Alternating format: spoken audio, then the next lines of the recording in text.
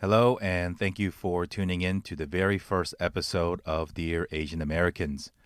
My name is Jerry Wan, and I will be your host through the show as we meet and learn from some amazing Asian Americans that I am lucky to call my friends. Our goal here is to really be able to share stories that aren't being shared today with the goal of celebrating, supporting, and inspiring each other. And before we officially start the show, I want to say a few things about how I ended up starting this show and to highlight some of the people in my life without whom the show would not be possible. It's March 2nd, 2020, and it is my daughter Charlotte's first birthday. So Charlotte, happy birthday. I love you. Amma loves you. We all love you. This show is my gift to my daughter on her first birthday. And it is my hope that Charlotte, Jacob, and all the other children in our community hear stories from people who look and sound like them, and to be really inspired to dream as big as they possibly can, and to go and make a positive impact in the world because they know that somebody else paved the way for them. So happy birthday, Charlotte. Amma and Appa love you. All your aunts and uncles who are going to come on this show love you so much. And I promise to keep the show going for a long time so that one day I'll be able to interview you on the show, Charlotte.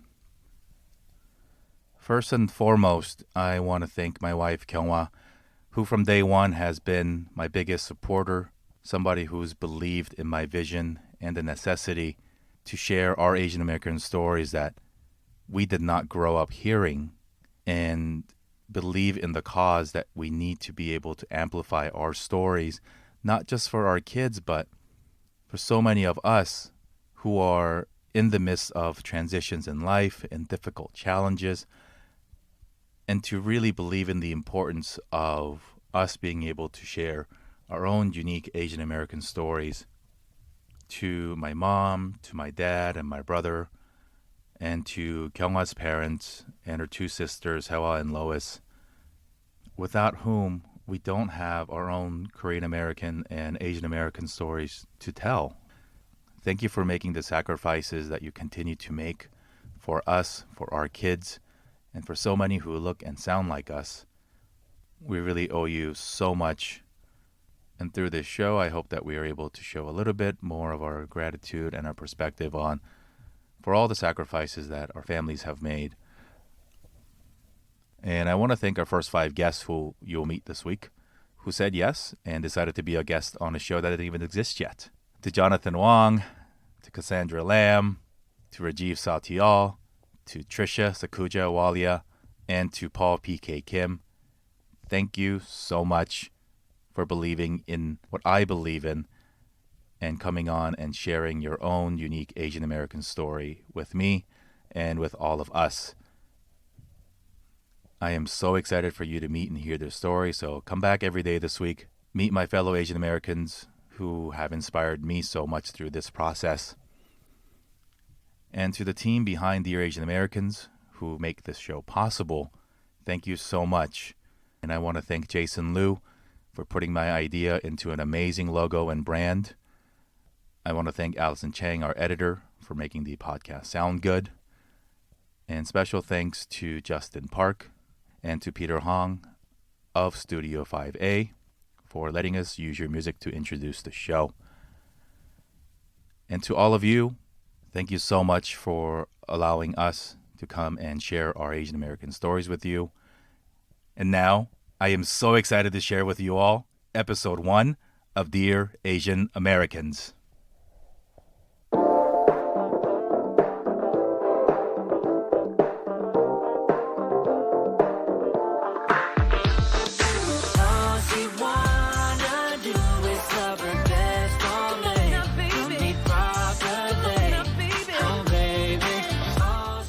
Dear Asian Americans, let's celebrate, let's support, let's inspire.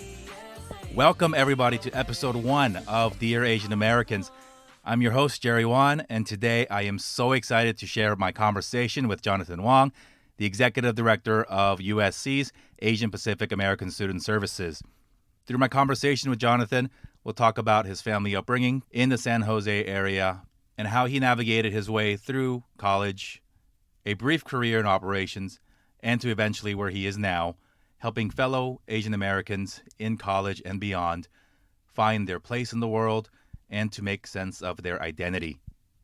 I really enjoy getting to know Jonathan through this process, and this one's special for me because USC's APASS office is where I began my adult Asian American journey when I was a freshman at USC 20 years ago, and we founded the Korean American Student Association, which still has a very profound impact on my life. So thank you for joining us again today, and I really hope you enjoy this episode with Jonathan Wang.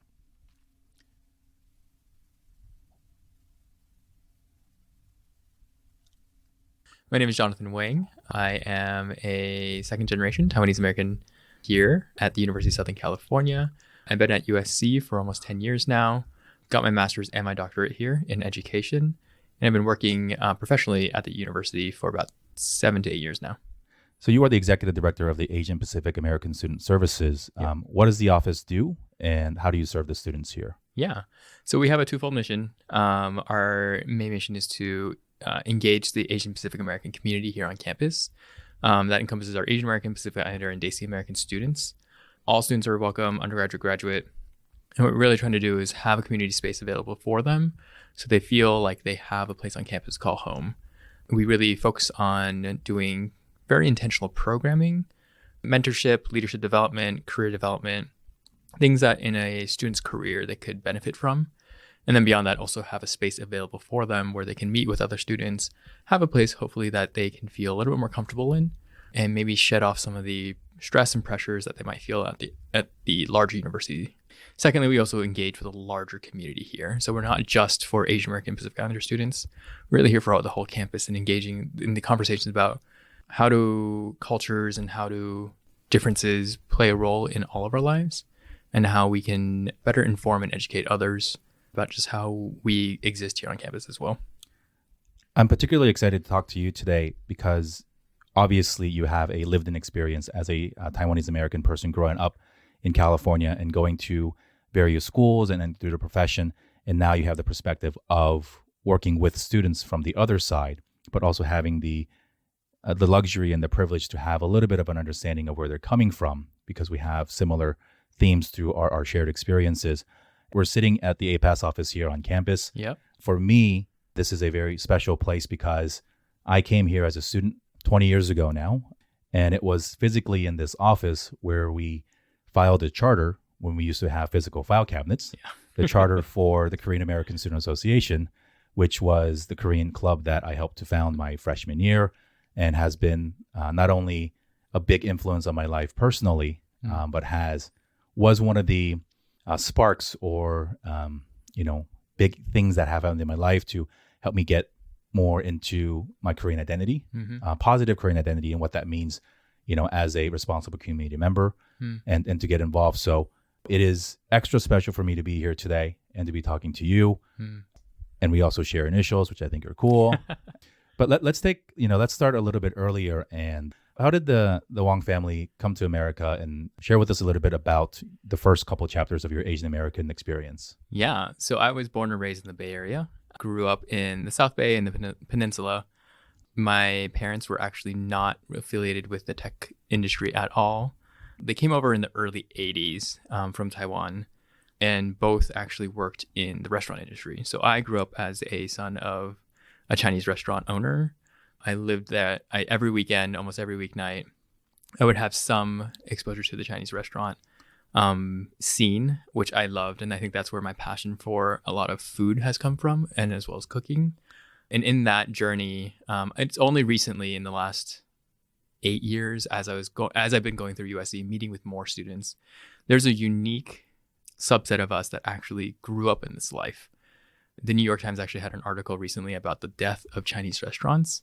And it's really these immigrant families who started their lives here, building their lives through these Chinese restaurants, and not wanting their sons, daughters, children to continue on in that work. And so sadly, we see a lot more of these Chinese restaurants dying away. But for many of these owners, in the New York Times article kind of points to this, it's a blessing for them because they're seeing their children do something different and something more to where they thought their children would be able to pursue their dreams. And so both my parents immigrated here. When I was growing up, I was in a predominantly Taiwanese American community with predominantly Taiwanese American family friends and culture. And so that's where I was really able to kind of understand who I was. Not necessarily ever challenged in that either. And so I think that was an interesting perspective that I was surrounded much of the time through elementary, secondary, and high school with Asian American friends, Asian American culture. So that was, I had a wealth of that. And now I appreciate a lot more of that because I think that helped hone and understand who I was and who I am. It wasn't until college, I went to UC San Diego. It wasn't until college where I really started challenging that and understanding, there's much more out there. At that time, and continues to be, UC San Diego, I think, was like 35% or 40% Asian American. And so I still didn't feel that big push or challenge to, have to identify myself. Definitely had a lot of Asian American friends, did a lot of Asian American things, but also did a bunch of other things that weren't necessarily tied to that. So unlike you, who started the Korean American Student Association, I never joined the Taiwanese American Student Association at UCSD. Never felt the need to do that. And I think there's a difference. I think there is a point in some of our lives, earlier or later, where we want to learn more about ourselves. And if it happens in college, I think we have sometimes associate ourselves with these student organizations. And that's where you find a lot of the joy, community, a lot of the fun, but also a lot of where you find your friends, where you find the most support in. These are people who you don't have to explain yourself to, which sometimes is a blessing in itself, where you don't have to explain for you what Korean culture is and the pressures of being Korean American to Korean American parents. And for me, it wasn't until probably in my master's where I really started understanding myself as, what does it mean to be Asian American here? What does it mean to be Taiwanese American? And that happily coincided with my time as a master's student, my time here at APASS. And so similarly, I found myself in this space like you are right now, and like we are sitting here right now, and just feeling so much more fulfilled of who I get to be, what I want to do, and how I can kind of give back to those students who are also searching. That's awesome. You talked about food earlier, and I think the familiarity in the cultural context, particularly at a time in college where there's so much stress and there's so much newness and the unknown. I think one of the things that, we don't necessarily actively think about is, am I friends with people for whom our comfort food list is very similar? Mm-hmm. So whether you're, studying and need late night food, or, mm-hmm. When you go out to party and, the hangover foods, like, are those things aligned? Yes. And, it's weird because I think, when you also think about that as an adult of the people that you associate with, or, people you want to marry, or how you raise your kids, food becomes such an integral part of it. Yeah. And how did your parents, if they did, encourage you or, ask you, not question you per se, but did they find your career choice in higher education, in particular, learning more about the Asian American identity? And I ask that because I think a lot of our immigrant parents, as well-intentioned as they were, I think if they had to choose, it was assimilate over finding identity. Yeah. And so I'm very curious to learn about your journey and if your parents encouraged or had something to say in between. Yeah, I resonate with that a lot. I think the understanding of how you exist within the United States, coming from an immigrant background, being an immigrant yourself, or being the children of immigrants, I think the idea of assimilation is sometimes something safe for you to do. That if you can fit in, you don't stand out as much. And I think particularly for Asian Americans, we've taken that and really thought about, okay, what are these safe jobs? What are the safe careers for us? Some of it is, if you wanted to be that doctor, that lawyer, that engineer, those were all fine careers. And that's something definitely that folks should be proud to be in. and we should celebrate that as well. But for my parents, I think coming from a different perspective, being here in the 80s, being in the restaurant industry, service industry specifically, and not necessarily being in the tech field or the medical field, or engineering field, I have a younger brother. For my brother and I think it really became what makes us happy, what fulfills us. And I think when we're able to explain how this type of work fulfills us, fun fact, my brother also works in higher education. Both of us are in higher education at different institutions. But for both of us, I think it's that sense of giving back and that sense of supporting others and helping others and nurturing others. And for my mom, I think seeing how we're interacting and how sometimes happy we are in the work that we do reassures her much more than if we were to be put in a position that we didn't want to be in. We were going to be in a career. I graduated from UC San Diego with a business degree. They didn't have a business major there, so I was in the economic side, operations management. I thought I wanted to do that. I was told I should be doing that. And then the more I thought about it, the more I was just sitting behind an Excel sheet at a desk and just trying to balance these Excel sheets. And that was my life. And I didn't have to talk to anybody all day. And that's what it just had to do. And I think at some point I was just like, that's not what I want to do. I could do it. I'm great at it. I can balance these Excel sheets. I can do a VLOOKUP for you if you want to do it right now. And it's helped me in my career currently, but I don't think I would have been as fulfilled or happy. And explaining that to my mom, well, difficult, because I think from her lens and from her experiences, it's very much, what is a safer thing to do? What is something that we will make sure that I can have a steady income or feel like I have some stability in life? Education might not always be that for folks. But the more that you can explain it, the more that you can connect back to it. I think it's fascinating. There definitely is going to be at least one listener right now staring at Excel, trying to figure out a VLOOKUP, either smiling or crying. And as somebody who lived and died by Excel and PowerPoint myself, I smile and cry at the same time. So I think it's fascinating that you've gone through that journey and pivoted here, and you deal with Asian Pacific American students here on campus every day. What you share about our parents' desire to provide us a safe future, or what do we make of their sacrifice, really is the big key question in the minds of immigrant parents. I've thought a lot about the duality between gratitude towards a sacrifice, but not necessarily tying our actions to that. Meaning, Mom, thank you for coming here, and Dad, thank you for coming here and working your ass off, but I don't want to study what you want me to study, nor do I want to go to XYZ grad school. Yeah. I think that's something that a lot of our peers even perhaps went down that path. Unfortunately, I think we tie a lot of good attributes like respect, honor, and obedience to doing what our parents tell us to do professionally. Right.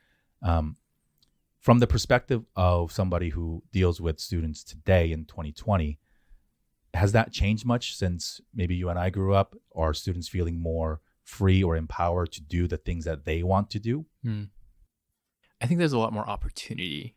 And I think being able to describe what that opportunity can mean for you and what success can look like for you in these various ways. It might not be the traditional ways we think about anymore, but there is that overarching sense of, how do I maintain that stability? How do I make sure that I'm doing my parents proud in some extent? We run a leadership program here, and we have a retreat at the end of the program. And almost without a doubt, every time we have students in that space and we start going through the final activities we do with them, a lot of it touches upon culture. A lot of it touches upon this idea of values and how values have been passed down. It always inevitably ends up with, I feel guilt and I don't know where this guilt is coming from. And that's something that you might want to process with a therapist a lot more than, in a setting with me and other students and peers. But you start seeing a lot of shared understanding with each other in a room of Asian Americans and Pacific Islanders of what it means to be here what it means to have to be studying a certain thing that you might not be passionate about, and how do you break free from that? And there might not always be a clear-cut answer there. I think for each one of us, it's an exploration of self and identity and who we want to be. I tell my students that you're going to choose the best decision for yourself, whether or not that includes external factors like your parents or culture or family. That's up to you. Not all students are going to feel that. There are some students who are doing amazing, and because they just feel great about what they're trying to do. Other students are still trying to figure it out, and that's going to take some time. It took me until after graduation, 2 years after graduation, to kind of come back into the education field, not engineering. And that was a lot of, I think, pain and worrying. But with time, I think it made a lot more sense for everyone. The students you deal with here, though, at USC are self-selected group of students, whether by choice or pressure, as we just talked about, who have decided to attend a university such as USC, and there's countless other institutions out there. How does that play a role into? That's already one layer of one thing that they have done, whether by choice or by pressure or feeling of obligation. So when you talk to students, what is the sense of even that? Like, should I have come to school in the first place, or should I have just gone to art school, or just grabbed the microphone or turned on my camera? Yeah. I think there is a sense of, especially at a university like ours and many other universities, is how does the university operate in terms of being a more highly selective elite status university institution, and how that feeds into this idea of success. Success sometimes is very narrowly defined. And then when you add on a layer of being Asian American in your identity, that success is even more constrained to the one or two fields that are deemed successful. And that's a very difficult mold to break from, and very difficult to kind of understand what are other paradigms. How do other paradigms of success look like for you? And in those cases, I think a lot of the students that we talk to are struggling with more stress, with more anxiety and depression, with more signs of needing extra support, because they've never had to have had these conversations, and be able to kind of step away from their parents and for the first time kind of think independently and individually for themselves. And it's not always the easiest place to be in. And that's what sometimes I feel like we get to play a role in here at APASS, in that development of self, in that support of those students who are looking for what is their journey going to look like here. It's interesting that you bring this up right now. I'm not sure if you're part of the Subtle Asian Traits Facebook group. I enjoy the memes. Yeah. There's a recent post actually from a alum of USC, I think a recent grad, who just kind of picked up their life and moved to New Zealand, or decided to move to New Zealand. They were not happy. They thought coming to a university like ours, doing what is safe and deemed successful, would give them fulfillment and success later in life after graduation. And they didn't find that. And I think that's a failure of the institution. I think it's a failure of many of what we think is, oh, well, yeah, you go to USC, you must be doing well. You're going to be a new entrepreneur. You're going to do that. You're going to do this. Everything's going to be fine because you have all of these accolades. You have all this merit. And none of it matters in the end, because you never found out who you wanted to be yourself. You never really determined who you are as an individual. You never were given the opportunities. And so in those cases, I read that and it was thought-provoking, because I think you read the comments and everybody else is thinking similarly. All these Asian American students, mostly students, I don't know the age ranges of Subtle Asian Traits anymore. All these Asians overall, are thinking very similarly. They're thinking, I don't want to do what I'm doing right now, but I don't know what else I could be doing. What you said is you mentioned the term failure of the institution, but that sort of education and mindset begins way earlier, at home, in our communities, in our churches, in our extended family gatherings. How do we tackle that? we have to understand the system and the culture and the society that we exist in as well. That it's not necessarily our doing to be in this position, that there's a larger cultural, societal pressure for Asian Americans at large to fit in. And I think, again, it goes back to when our parents or our families and our ancestors were first immigrating here, the easier thing to do was to fit in somewhere. The easier thing to do to mold themselves into this idea of what the American dream, quote unquote, looks like, could look like, was to try to fit in. And we don't necessarily have those same pressures anymore. They might have passed those on to us, that idea, those ideals, but we might not value that. We're valuing something different, and that could look different. But that doesn't necessarily mean that it's wrong. It's just harder to identify what success could look like when it doesn't fit the mold of what we've known success to be. I think the fitting in notion is so fascinating. So I came here when I was 8. Tomorrow actually marks our 28th anniversary of coming to America. And so I was not born with the name Jerry, and I was given the name by my parents.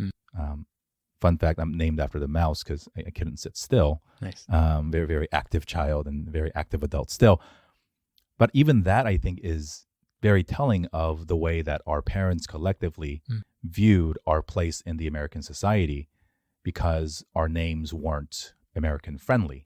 Perhaps hard to spell, definitely harder to pronounce, but they perhaps foresaw that our place in academia or in corporate life, why add one more thing to make your life a bit more of a challenge?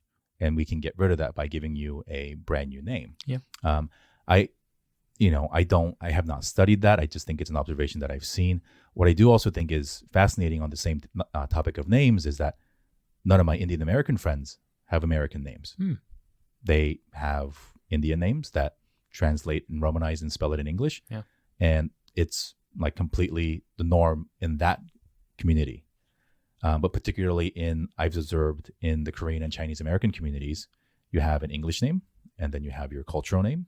And so, we go back and forth in that. So I think it's, or better yet, when, people who don't pick up English names, they just pick up the initials. And when they meet people at school or at work, they just say, oh, call me JH. You're like, well, what's your real name? And that matters, right? So identity matters, and respecting. I was just thinking, the coach of the Duke basketball team is Mike Krzyzewski, but it starts with a K. And it's like, America, if we can pronounce that, you can pronounce my name. So I think it's interesting, our parents collectively, very well-intentioned, obviously moving here for many of them was, or the future generations, whether you were born here or not, part of the equation of providing a better life. And so who gets to define what that better life is, and what generation you grew up in and how that informs your definition of that, I think is truly fascinating.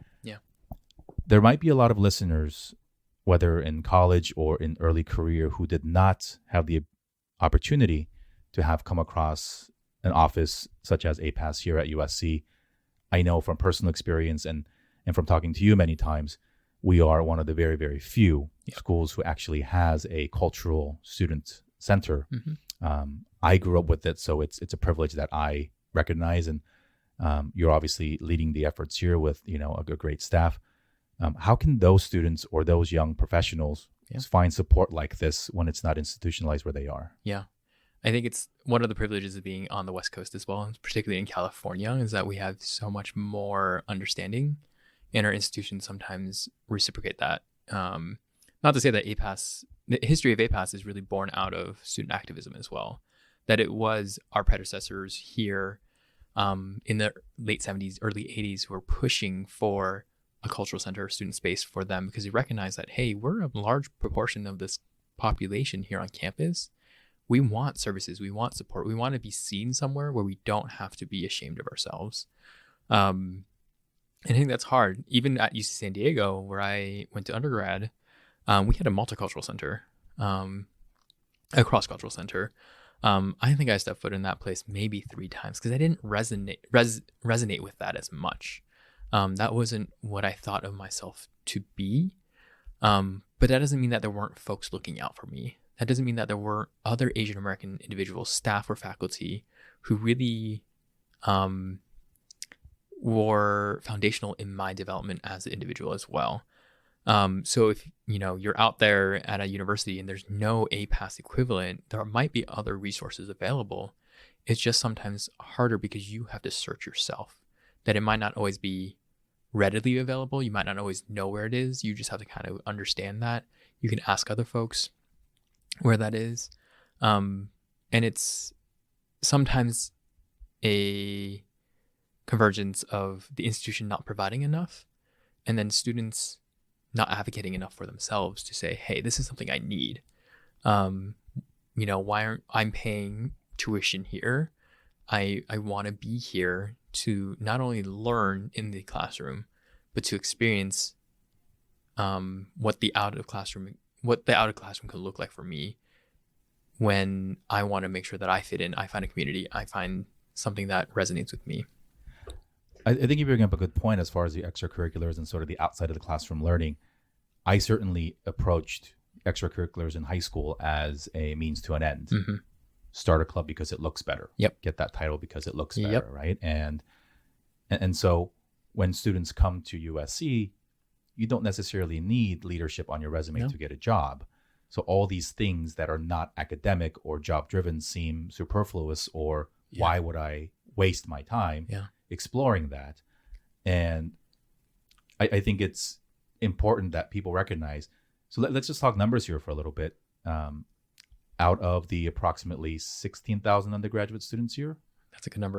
Let's say it's 16. I think it's 30 something overall. Yeah, that's so about right. Let's say about 16,000. About 20% are identify as Asian American or Asian Pacific American. Yep. Roughly, that's 3,000 students. Mm-hmm. Your office has a staff of 3. Yep. 1 to 1,000 is not a good ratio for the mental, emotional, psychological health of an entire population of students, right? So how do you... So there are students who are going through what we're talking about, identity and how do I define success and respect and all these other things that we think that we're going through ourselves, but it turns out that the moment we talk about it, it seems like everybody's going through it. Mm-hmm. What is the message to those students who go to school here or other places that don't feel like they need to identify? Or I'm okay without, any of this Asian stuff. Yes. I view it in a couple ways. One, I want to be open to anybody who come through our doors at any point in your career as a student, whether it's your first day here and you're ready to go, or it's your last day and you're like, something clicked and you're like, you know what? I want to do something. There's something available. And part of me and part of the reason that I'm always out at outreach events, at resource fairs and things like that is that I want to make it known that I'm available, that the support systems are here, whether you're ready to access them now or not. For me, it probably would have been after undergraduate until I was able to feel confident enough and comfortable enough to tap into that Asian part of me, that Asianness part of me. And I think we might all go through that in some way, shape, or form. We might not all do it. Some of us do it earlier than others, but it might be some form of trying not to be Asian and just trying to fit into the majority culture, whatever that looks like for you. And in those spaces, in those cases, something else happens that really triggers another sense of, actually, this isn't the right fit for me either. And that's where I found myself. And I struggle a lot with that. And one of my hopes is that I can help students navigate that I can help students when they're ready to come through our doors, to come through our programming, to meet some of my student workers, to meet some of our student leaders, to just be like, hey, there's a space. There are folks who are just like you trying to figure this out. And that's okay. It's okay to be vulnerable in that space because maybe you just didn't have that exposure or that experience yet. But going back to kind of what you were talking about earlier, the most successful student here on campus is a student who's connected to a community, who is feeling like they're participating in something worthwhile for them. It might not be academic always in nature, but for you, it was founding a student organization that now is vibrant, and they're one of the strongest organizations within our umbrella. And for them, those students are finding a space, a family, a place where they can just feel supported, connect with what they are comfortable with, and not have to really navigate that or feel conflicted in that. And that's a special place to be in. And so for some of our students who come through our doors, they just want to relax. And, we don't have to talk about anything Asian at all. We can just exist here, be like any other student, but be in a place that we're just that much more comfortable as well. And not just the sheer number of students that go to USC, but the immense diversity that exists with even in the Asian American umbrella, which is something that we constantly talk about in the community of we're not a monolith, right? And when we constantly get confused for somebody else. Yeah. We got a guy running for president and one, TV channel keeps putting the wrong picture. Yes. And so, so how do you, as a administrator and as somebody who faces students, how do we deal with the immense rich experiences where my Asian American experience, even though we check the same box, is different from yours, as different from a woman, and from a different country or even a different state. Yeah. How do you, there's no one magic Asian American ideal. Fun fact, I always get confused with someone else here on campus. I don't know why. I think I just have a very generic Asian looking face that folks are like, hey, have I met you before? And I'm like, no, you haven't. But I'm happy to introduce myself now. And I think it's realizing that, not trying to speak up for everyone else. I own my own narrative and I own my own experience. And I'm not going to speak for someone else's experience until they maybe shared that with me and I can incorporate that into my own knowledge and how they exist on this campus and what they're looking for. What are their specific needs? There are about 48 to 50 different ethnic groups under the Asian Pacific American umbrella, each with our own history, each within our culture, backgrounds, immigration patterns, why we're here in the United States, what are societal factors that have impacted our community specifically. And each one of us carries that with us to some extent. It might not always be the same, even within ethnic identity groups. So a fellow Taiwanese American probably has a very different experience than I do. What we share, although, between all of this is that we are tagged and labeled as being Asian American here. Whether you want to or not, when you walk down, our main parkway, our main walkway here is called Truesdale Parkway. When you are walking down Truesdale Parkway in front of Tommy Trojan, you're gonna look like you're an Asian American here. To some more or less, you're gonna look like you're Asian American. For me, it's the way I probably look in terms of my hair color, my eye shape, my eye color. Folks are gonna categorize into those spaces, and so how do I simultaneously own that and be okay with that and be proud of that and say, yeah, if you're already gonna categorize me like that, then we're gonna find solidarity within each other. And then the other part of it is, how do I also honor my Taiwanese American experience? How do I honor who I am as an individual in my identities there? And how do I celebrate both? It's not either or. I think it can be both. And that's an important part for any student to be able to experience. Right. I think a lot of us who've grown up, we carry this weird burden of having to speak for everybody, right? Or you fail and the entire country of Korea fails. And it's like, and that a lot of us were, told that it's, you represent all of us. So while, somebody like Awkwafina accepting a Golden Globes Award, or obviously somebody like Andrew Yang, being on TV every day, that brings us a tremendous amount of joy. I also think it's important for us to recognize that we aren't actually responsible for everybody else's story, nor everybody else's success or failure, and not even your own family. Right? But we're going to be tasked with that. Correct. Yeah. So it's a very, a Venn diagram that sometimes overlaps 100%, sometimes none at all. It's fluid, and I think it's important. It's a lesson that it took me a very long time to learn, that it's okay to be me, but also understanding that whatever I do represents my family, my parents, my culture, my country, both America and Korea. And it's a privilege to be able to be, be dual. Yeah. what does it mean for Jonathan Wang to be Asian American? Yeah. I think it's for me to be able to define who I want to be in my life. That growing up, with the hindsight of, all that I get to do now and the work that I'm doing, I grew up, with some privileges, and I grew up with not some privileges. And that is all part of the Asian American fabric in the story, that there isn't one type of Asian American out there, and that's okay. And for myself, it was a journey to determine what that looked like for me. And now in the space that I'm in, it's really making sure that the students that I work with, the colleagues that I have, feel a sense of support, feel a sense of compassion and empathy from the space, from me, from my students that I hire, that we get to define what that looks like for us. That there's not this external influence of like, well, you should all be doing this, and you should all really just focus on, X, Y, and Z because you're hardworking, you're studious. None of that matters. It's about what is the well-being of our students. What are they experiencing on this campus? Whether they realize it or not, there's a sense of marginalization or difference happening on campus still.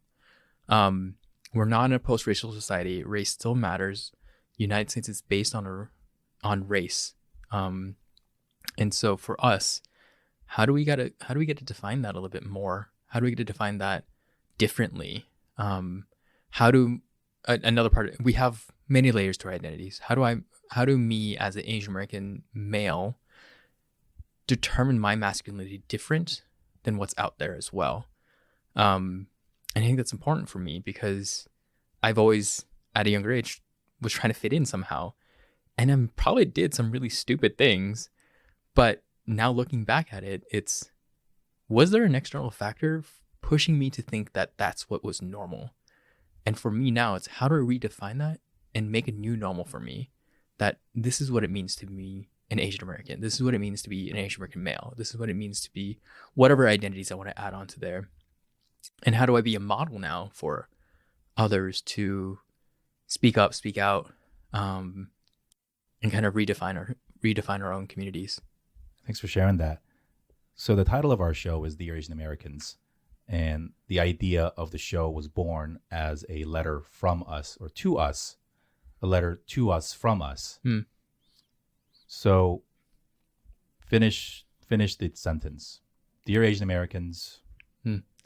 Dear Asian Americans, it's okay to be us. It's okay to look like us, to be successful in the ways that we want to define our success, to be vulnerable, to ask for help, and to be in a space that we really get to identify and figure out who we want to be in life, and share in those successes that we have with each other, and support each other and uplift each other as we go through our individual lives and our lives together as a community. Thank you for sharing all of your wisdom, your knowledge, your perspectives.